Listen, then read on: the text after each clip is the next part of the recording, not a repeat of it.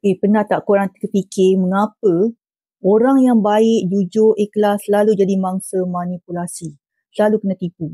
Sebab selalunya orang yang baik ada hati yang terbuka, mudah percaya, mereka cepat faham seseorang lain, cepat kasihan, cepat bagi peluang.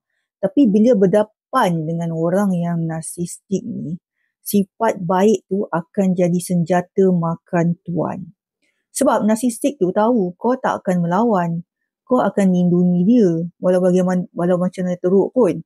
Kau akan diam, sabar, nak fahamkan perangai dia sebenarnya dan akhirnya boleh fikir mungkin aku yang salah kot. Sebenarnya bukan kau yang lemah, cuma kau tak ada perlindungan emosi.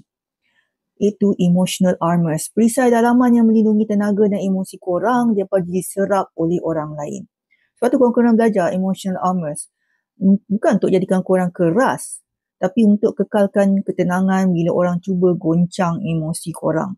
Kalau korang nak belajar bagaimana nak melindungi daripada manipulasi halus dan serangan emosi, join free webinar Emotional Armors. Klik link bio.